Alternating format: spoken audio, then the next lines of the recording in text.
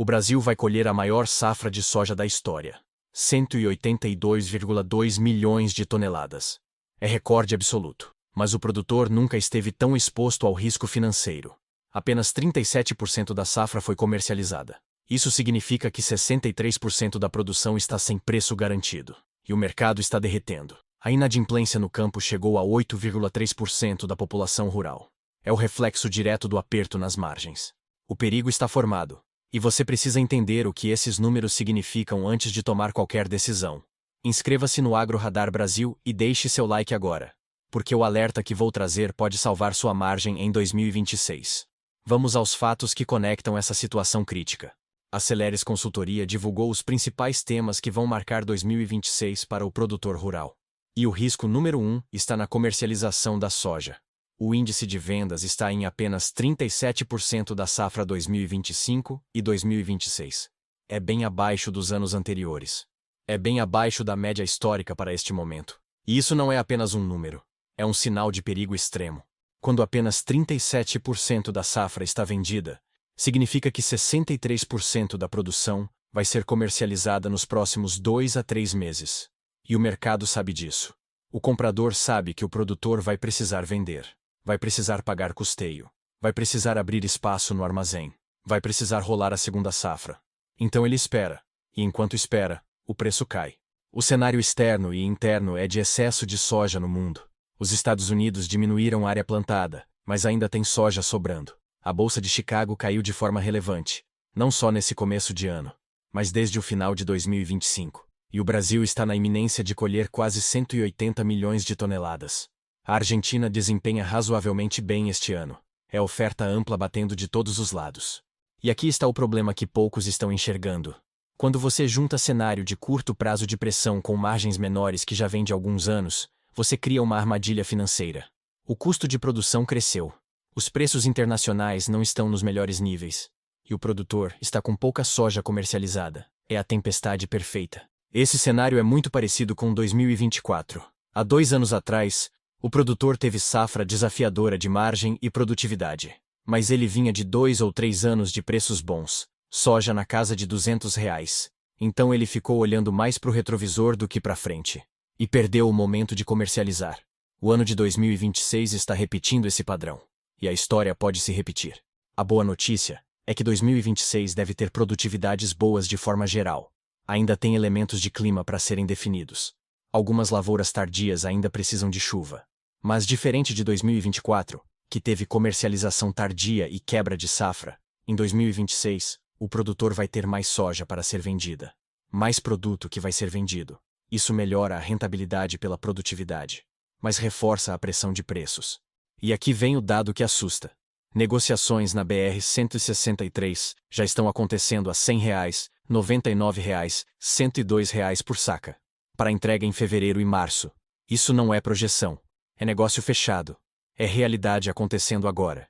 Regiões do interior do Brasil já estão com soja abaixo de R$ 100. E as contas não fecham nesse patamar. O produtor que ainda não vendeu está sinalizando para o mercado que vai ter 60% da soja disponível nos próximos 60 a 90 dias. O comprador está confortável. Ele sabe que vai ter volume. Sabe que vai ter pressão de venda. Sabe que o produtor tem obrigações de pagamento de custeio. Vencimentos em 30 de março, 30 de abril. E isso dá poder de barganha para o comprador, não para o produtor. Agora vem a segunda camada desse problema. O Rally da Safra divulgou a primeira estimativa oficial para a safra 2025 e 2026. São 182,2 milhões de toneladas. É quase 10 milhões de toneladas a mais que a safra anterior. É aumento de quase 6% na produção. E pela primeira vez em anos, nenhum estado brasileiro tem problema crítico neste momento de janeiro. Nos últimos anos, janeiro sempre trazia algum estado com problema grave. Em 2025, o Rio Grande do Sul estava com seca. Em 2023 e 2024, o Centro-Oeste tinha problemas. Em 2022 e 2023, o Rio Grande do Sul sofreu novamente. Mas em 2026, todas as regiões estão produzindo dentro da média ou acima. É o que o coordenador do Rally chamou de ano do recorde das médias. Isso parece bom, mas não é. Porque oferta ampla em todos os estados ao mesmo tempo significa pressão de preço generalizada. Não tem região com quebra para segurar a cotação. Não tem déficit regional para puxar prêmio. É soja chegando de todos os lados. Mato Grosso já colheu quase 7% da área. E está entregando produtividades boas mesmo nas áreas que pegaram clima limitado no início. O Rio Grande do Sul está se recuperando fortemente. Depois de anos de quebra por seca e enchente, o estado vai entregar safra dentro da média. Mato Grosso do Sul também se recupera. Paraná coloca a produção acima do ano passado. E tem ainda o crescimento de área. Foram 1 milhão de hectares a mais cultivados nesta safra. Equivale a 4 milhões de toneladas a mais de teto produtivo. Então, você soma a recuperação de produtividade nos estados que quebraram mais crescimento de área, mais clima favorável em todas as regiões. O resultado são 182,2 milhões de toneladas pressionando o mercado. E quando a oferta cresce 6%, mas a demanda não acompanha, o preço não tem como sustentar. É matemática pura de mercado. E aqui está a conexão que fecha o cenário de risco. A colheita brasileira já atingiu 39% da área nacional. Mato Grosso lidera com quase 7% colhido. E quando o grão começa a chegar no armazém e no porto, o comprador recua ainda mais. Ele não precisa correr. Ele sabe que vai ter produto disponível. Então ele oferece preço mais baixo. E espera o produtor aceitar por necessidade. O estoque inicial da safra 2025 e 2026 foi revisado para 10,7 milhões de toneladas. É 48% acima do registrado há um ano. Quase metade a mais de soja sobrando da safra anterior. Isso mostra que o Brasil já estava carregado de grão. E agora vai colocar mais 182,2 milhões de toneladas em cima desse estoque. É oferta sobre oferta pressionando cotações. Agora vem a terceira camada. E essa é a mais perigosa. A Serasa Experian divulgou dados inéditos sobre inadimplência no agronegócio. No terceiro trimestre de 2025, 8,3% da população rural estava inadimplente. É alta de 0,9 ponto percentual em relação ao mesmo trimestre de 2024. E isso não é coincidência. É reflexo direto do aperto nas margens dos últimos anos. A inadimplência continua avançando de forma gradual. Muitos produtores estão operando com margens apertadas e fluxo de caixa pressionado. Custos elevados, preços voláteis e concessão de crédito mais seletiva. Esse é o cenário que reforça a necessidade de gestão de risco apoiada por dados. Não dá mais para improvisar. Não dá mais para achismo. E aqui está o dado que assusta. Produtores sem informação de registro rural, que são possíveis arrendatários ou participantes de grupos familiares, têm inadimplência de 10,8%. Grandes proprietários marcam 9,6%. Médios ficam em 8,1%. E pequenos, em 7,8%. Quanto maior a operação, maior a exposição ao risco de calote. Porque os valores envolvidos são maiores. A inadimplência está concentrada em dívidas com instituições financeiras. São 7,3% de calote em bancos, fundos e cooperativas de crédito. Já os débitos com credores do próprio agro representam apenas 0,3%. É inadimplência quase zero nas relações comerciais dentro da cadeia. O risco está no sistema financeiro, não na revenda de insumos ou na trading que financia o produtor. E os valores médios de dívida são brutais. Quem está inadimplente com instituições financeiras deve em média R$100,5 mil. Quem deve para o setor agro tem dívida média de R$130,3 mil. São tickets altos, prazos longos e maior exposição financeira. Poucos inadimplentes concentram montantes expressivos de dívida. E isso amplia o risco mesmo com taxa relativamente controlada. A análise por idade mostra que produtores de 30 a 39 anos são os mais inadimplentes. Marcam 12,7% de calote. Já produtores com 80 anos ou mais têm a menor taxa de inadimplência.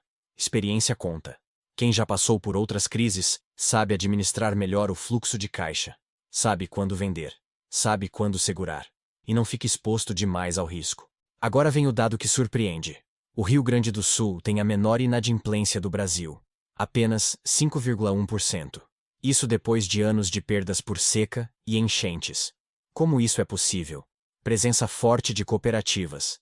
Sistemas integrados de soja, milho, pecuária e leite. Suporte técnico e financeiro aos produtores. Uso intenso de seguro agrícola. E políticas de alongamento e renegociação de dívidas. O Sul como um todo tem inadimplência de 5,5%. Sudeste marca 7%. Centro-Oeste fica em 9,4%. Nordeste em 9,7%. E o Norte registra 12,4%. Quanto mais estruturada a cadeia produtiva, menor a inadimplência. Quanto mais suporte técnico e financeiro, menor o calote. E quanto mais gestão profissional, menor a exposição ao risco. E aqui está a conexão final que fecha tudo. O AgroScore, que é a ferramenta da Serasa para análise de crédito rural, mostra queda na pontuação média dos produtores, de 644 pontos no terceiro trimestre de 2024 para 603 pontos no terceiro trimestre de 2025. É queda observada em todas as faixas de produtores e reflete cenário mais cauteloso no campo. Traduzindo, o produtor está mais arriscado hoje do que estava há um ano. A capacidade de pagamento diminuiu, a exposição ao endividamento aumentou, e o mercado de crédito está percebendo isso. Por isso, a concessão está mais seletiva. Por isso, os juros estão mais altos. E por isso, o produtor está com mais dificuldade de rolar dívida. Agora vem a quarta camada. E essa trava o mercado hoje. As bolsas de Chicago e Nova York não operam nesta segunda-feira, dia 19 de janeiro. É feriado do dia de Martin Luther King nos Estados Unidos. Os negócios serão retomados apenas no fim da noite de hoje. E sem Chicago operando, o mercado brasileiro fica sem referência. Fica sem bússola. Isso trava ainda mais as negociações no balcão. O comprador não tem cotação de Chicago para formar preço. O produtor não tem indicador para negociar. E o mercado fica parado esperando a reabertura americana. Mas aqui está o problema. Quando Chicago reabrir amanhã, a tendência é de pressão, porque a safra americana também está confirmada. E a oferta global continua ampla. Agora eu vou conectar todas as peças para você entender o risco total que está formado. Apenas 37% da safra brasileira foi comercializada. São 63% de produção sem preço garantido. O Brasil vai colher 182,2 milhões de toneladas. É recorde absoluto pressionando o mercado. A inadimplência chegou a 8,3% da população rural. É reflexo do aperto nas margens dos últimos anos. E Chicago está fechada hoje por feriado, deixando o mercado brasileiro sem referência. São 4 fatores simultâneos criando o cenário perfeito para o produtor perder margem. Oferta recorde, comercialização baixa, inadimplência alta e mercado travado. É a tempestade perfeita batendo na porteira exatamente agora. E tem mais. Os fretes já começaram a subir, a colheita está avançando, e quanto mais grão chega no armazém, menos o comprador paga. O prêmio brasileiro está positivo porque a China continua comprando. Mas o prêmio não resolve sozinho. Ele refresca, mas não sustenta preço quando Chicago cai e o dólar recua. E o dólar está em 5,37, considerado fraco para formar preço de soja. O custo de carrego está em R$ 12 por saca para 5 meses. Com juro de 1% ao mês, são R$ 7 só de custo financeiro. Somando armazenagem e taxas, chega aos R$ 12. Para você empatar segurando o grão, o preço precisa subir R$ 12. Mas o mercado está sinalizando queda, não alta. Então segurar grão neste momento é pagar para perder dinheiro. E aqui vem o alerta direto. Negociações no interior do Brasil já estão fechando entre R$ 99 e R$ 102 por saca para entrega em fevereiro e março. Isso não cobre custo de produção na maioria das regiões, principalmente considerando que o produtor remarcou preços de arrendamento, maquinário e insumos na época da soja a R$ 200. A conta não fecha, e o prejuízo vira realidade. A análise da Celeris mostra que, historicamente, 65 a 70% da margem do produtor que faz soja mais milho vinha da soja, e 25 a 30% vinha do milho. Mas no ciclo 2025 e 2026, a divisão está quase meio a meio. 55% da margem vem da soja, e 45% vem do milho. Isso mostra que a soja perdeu capacidade de gerar resultado, e o milho virou salvação do fluxo de caixa. Por isso, a segunda safra nunca foi tão importante. Milho, sorgo, gergelim, algodão. Qualquer cultura de segunda safra que gere caixa positivo vai ser fundamental para o produtor pagar as contas de 2026. Porque a soja sozinha não vai entregar margem suficiente. Não nesse cenário de oferta recorde e preço pressionado. A segunda safra virou obrigatória, não opcional. E tem outro fator crítico. O pagamento de custeio vence em 30 de março e 30 de abril na maioria das regiões. É o teste ácido que 2026 vai trazer para o produtor. Ele pode até ter margem positiva no final do ano, mas precisa ter caixa positivo agora. Precisa sobreviver ao primeiro trimestre, porque se não conseguir pagar o custeio, não adianta ter margem no papel. Eu quero saber de você. Você já garantiu pelo menos o custo de produção com vendas antecipadas? Ou você vai arriscar segurar a soja física esperando o preço melhorar? Você acredita que com 182,2 milhões de toneladas de oferta o preço vai subir? Deixa nos comentários sua decisão e sua região. Vamos construir essa discussão entre produtores. O que fica absolutamente claro é que o dia 19 de janeiro de 2026 marca um momento crítico para o agronegócio brasileiro. A safra vai bater recorde, 182,2 milhões de toneladas. Mas apenas 37% foi comercializada.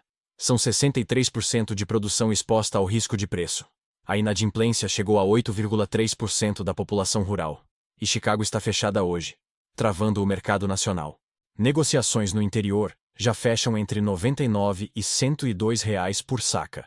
É abaixo do custo de produção na maioria das regiões. O custo de carrego está em R$ 12 para 5 meses. E o produtor que segurar grão vai pagar para perder dinheiro. A segunda safra virou obrigatória para salvar o fluxo de caixa. Porque a soja sozinha não entrega margem suficiente este ano. O Rio Grande do Sul mostra o caminho. Inadimplência de apenas 5,1% mesmo após anos de perdas. Cooperativas fortes, sistemas integrados, seguro agrícola e gestão profissional de risco. É isso que separa quem sobrevive de quem entra em calote. Não é sorte. É estrutura. É planejamento. E é decisão baseada em dados. Não em achismo. Se você chegou até aqui, inscreva-se no Agro Radar Brasil. Ative as notificações e compartilhe este vídeo com outros produtores. A safra vai bater recorde.